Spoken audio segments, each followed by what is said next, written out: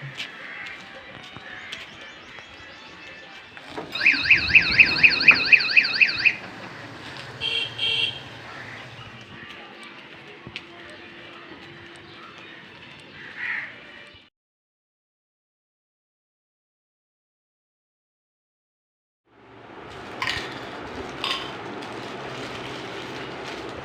এখানে দেখা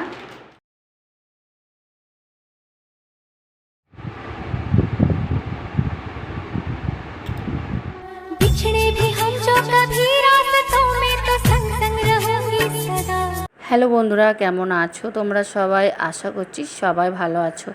আজকে রবিবার, তো কাজের প্রচণ্ড চাপ আছে, তো যতটা পারছি তোমাদেরকে একটু ছোট্ট করে ভিডিও নিয়ে দিয়ে দেবো। তো আশা করি তোমরা দেখবে আর তোমাদের ভালো লাগবে। তো রবিবার বেশিরভাগ ভিডিও আমার আসে না, রবিবারের ভিডিও, কারণ আমি ভিডিও করে উঠতে পারি না, কাজের প্রচুর চাপ থাকে। তো চলো আজকে যখন একটু সময় পেয়েছি তো তোমাদের একটা ছোট ভিডিও করে দিতে কি বাধা আছে না? তো সকালবেলা উঠে সমস্ত ঘরের কাজ করে রান্নার কাছে চলে গেছি, আর রান্নাবান্না সেরে নিয়ে তারপর আবার গেলাম রেশন অফিসে, কারণ রবিবারটা আমি রেশনটা তুলি, বড়মশাই বাড়ি থাকে, ওর সাথে গিয়ে রেশনটা তুলে নিয়ে আসি। তো রেশনটা তুলে নিয়ে এসে আবার সেই বড়মশাই যত জামা কাপড় আছে, আজকে সকালটা কাচা হয়নি, সকালে আশিবাসি কাজ করতেই বেলা হয়ে গেছিলো, তার জন্য আবার রান্নাবান্নাটাও তাড়াতাড়ি সেরেছি, কারণ সকালবেলা ওদের আবার খাওয়া দাওয়া আছে, টিফিন। এমনিতেই সেরকম একটা আমরা সকালে টিফিন না খেলেও চলে, ছেলে ও ঠাকুমা দাদু কোনো রকম খায়, আমি না খেলেও কাজ করতে করতে সময় চলে যায়, তো খাই, সময় পেলে খাই না, এইভাবেই দিন চলে যায়। তো যাই হোক, আজকে সকাল রান্না করে রেশন থেকে এসে বড়মশাই জামা কাপড় সব ভিজিয়ে কেচে দিয়ে তারপরে গেলাম রেডি হয়ে। তো রেডি হয়ে কোথায় যাচ্ছি সেটাই তো তোমাদের কাছে একটু বলবো না? তো রেডি হয়ে যাচ্ছি আমি একটু সোনার দোকানে। তো ছেলের জন্য 5-6 মাস আগে একটা হাতের বালা আর একটা চেন বানাতে দিয়েছিলাম, আর সেটা আমার আনা হয়নি, একটু পয়সাটা জোগাড় হয়েছে, তাই ভেবেছি চলো আজকেই যাওয়া যাক।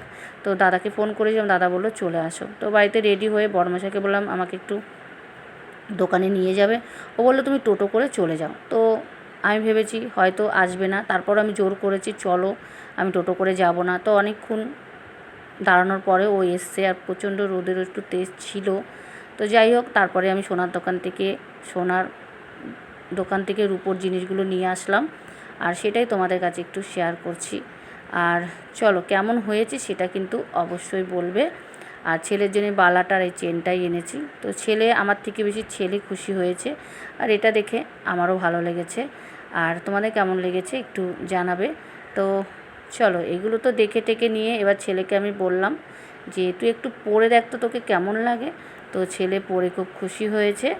তারপরে দেখো আর সারাদিনের মধ্যে আর ভিডিওতে আসলাম না, এবার স্নান করার পরে মানে পুজো টুজো দেওয়ার পরে বিকেলের পরে একটু এসেছি, মানে ওয়েদারটা একটু বিকেল বিকেল। তো এসে তারপর আবার ছেলেকে একটু, যেহেতু ড্রয়িং পরীক্ষা আছে, তাই ওকে বললাম চল একটুখানি ড্রয়িংয়ে বস। ও কি ড্রয়িং করেছে, লজ্জা পাচ্ছিল, দেখাবে না। তো ও ভাবে ও খুব খারাপ আঁকে হয়তো, ওর জন্য। কিন্তু আমার তো আমার ছেলের আঁকা খুব ভালো লাগে। তো যাই হোক, ওটা দেখে একটু আনন্দ ফানন্দ ছেলের সাথে করে একটু হাসি ঠাট্টা করে চলে আসলাম চায়ের কাছে।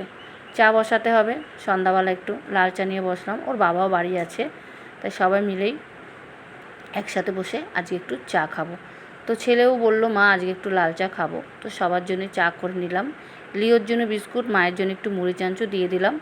আর দেখো আমাদের ভিডিওটা দেখতে দেখতেই আজকের ভিডিওটা কিন্তু শেষ করে দেবো, ঠিক আছে? আমার ছেলের ভিডিওটা ছেড়েছিলাম, সেটাই আমরা দেখছি আর হাসি ঠাট্টা করছি দুজনে মিলে।